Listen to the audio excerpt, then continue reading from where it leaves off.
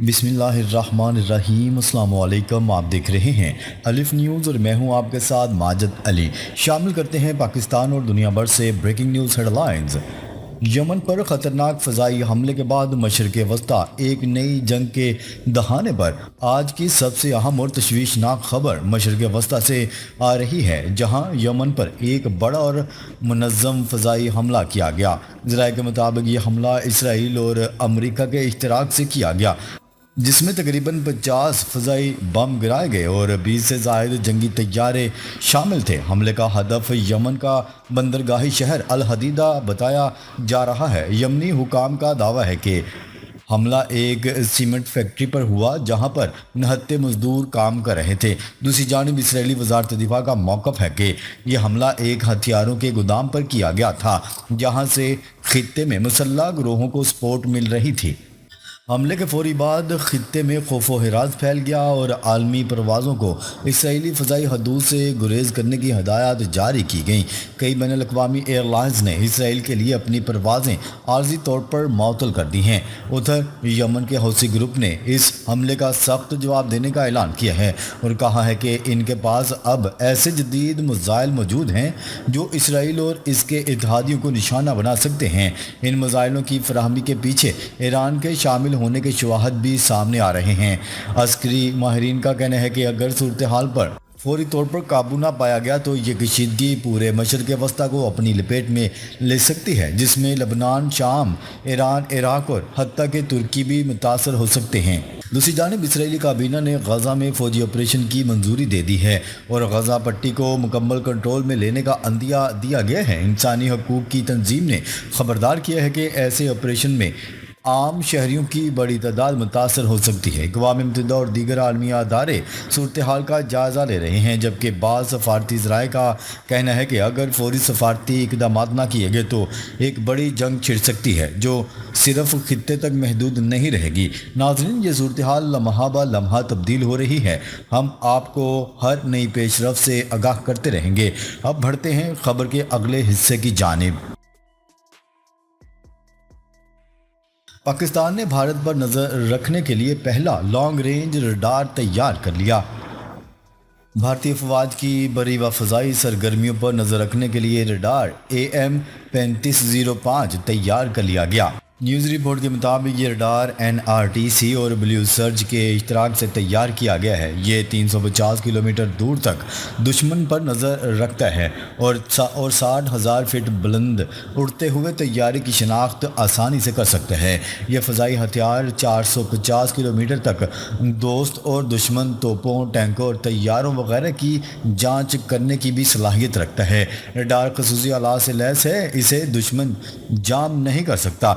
इसकी बड़ी सलाहियत यह है कि शदीद धुंध, बारिश और तूफ़ान में भी बआसानी काम कर सकता है। इस रडार को सिर्फ 30 मिनट में काबिल इस्तेमाल बनाना मुमकिन है। ये दफाई हथियार पाकिस्तानी साइंसदानों और इंजीनियर्स की अनथक मेहनत का समर है। लॉन्ग रेंज रडार को आसानी से एक जगह से दूसरी जगह मुंतकिल किया जा सकता है। खबर के अगले हिस्से में बात करते हैं पाक भारत कशीदगी। अमेरिका के बाद बरतानवी हुकूमत ने भी अपने शहरियों को पाकिस्तान और भारत का सफ़र न करने की हदायत जारी कर दी हैं। भारत का अपना प्लान किया हुआ पहलगाम हमले के बाद ताकत के जुनून में पागल मोदी सरकार और इसके सिक्योरिटी अदारों ने बिना किसी सबूत के पाकिस्तान पर इल्ज़ामात आयद किए, जिसके बाद पाकिस्तान और भारत में एक नई कशीदगी ने जन्म लिया, जिसकी लहर दुनिया भर में फैल चुकी है। इस मामले के बाद बरतानवी हुकाम ने सफरी इंतबा में अपने शहरियों को पाक भारत बॉर्डर और लाइन ऑफ कंट्रोल के करीब सफ़र करने से खबरदार किया है। हुकाम की जानिब से कहा गया है कि ये इलाके सिक्योरिटी खदशात की बिना पर ख़तरनाक हो सकते हैं। बरतानवी दफ्तर खारजा ने शहरियों को मशवरा दिया है कि वो इस खित्ते का सफ़र मुलतवी कर दें जब तक हालात मामूल पर ना आए। भारत और पाकिस्तान अपने अपने हिस्से में सरहद पर महफूज फ़ौजी मौजूदगी रखते हैं। बरतानवी एडवाइजरी के मुताबिक भारत और पाकिस्तान के शहरियों के लिए वहाँ सरकारी सरहदी गुजरगाह पाकिस्तान के सूबा पंजाब में वाहगा और भारत के अटारी के दरमियान वाक़ है। वाज़ेह रहे, इससे कबल अमरीकी महकमे खारजा की जानिब से भी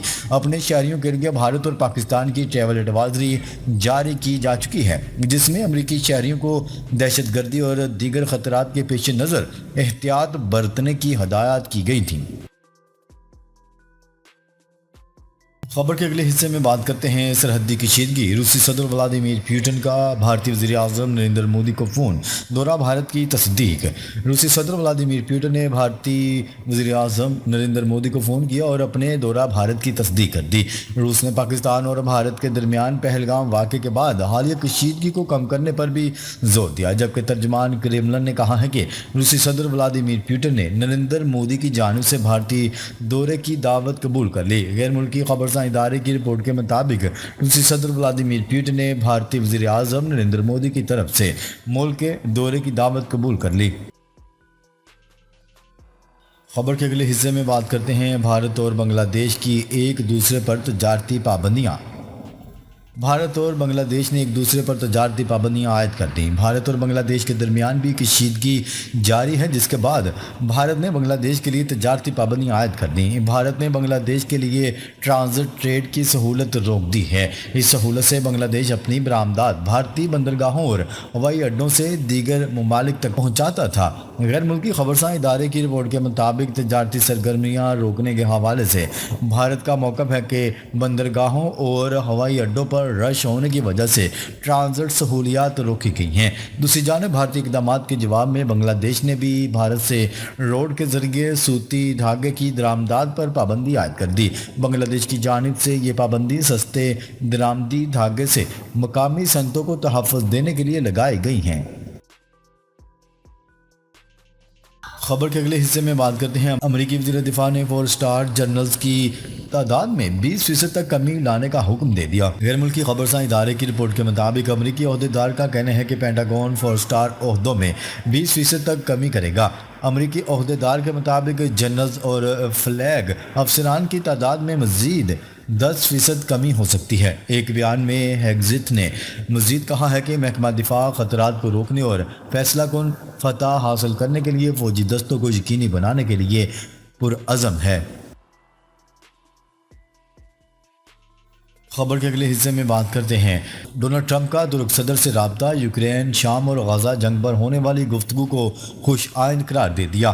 امریکی صدر ڈونلڈ ٹرمپ نے ترکیہ کے صدر رجب طیب ایردوان سے ٹیلی فونک گفتگو کی اور اس دوران انہوں نے یوکرین، شام اور غزہ جنگ سے متعلق بات چیت کی۔ صدر ڈونلڈ ٹرمپ نے اپنے سوشل میڈیا پر بیان دیتے ہوئے کہا کہ ترکیہ کے صدر سے بہت اچھی اور تعمیری گفتگو ہوئی ہے اور انہیں ترکی مدعو بھی کیا گیا ہے، جبکہ وہ خود بھی واشنگٹن آئیں گے۔ دوسری جانب ترک صدارتی دفتر سے جاری بیان میں کہا گیا ہے کہ صدر ایردوان نے امریکہ کی ایران مذاکرات اور یوکرین امن کوششوں کی حمایت کی ہے۔ ترک صدر نے امریکہ سے دفاعی صنعت سمیت دیگر شعبوں میں تعاون بڑھانے پر بھی بات چیت کی۔ ناظرین، اب تک کے لیے اتنا ہی۔ مزید خبریں لے کر بہت جلد آپ کی خدمت میں حاضر ہوں گے۔ تب تک کے لیے اپنا خیال رکھیے گا۔ اللہ نگہبان۔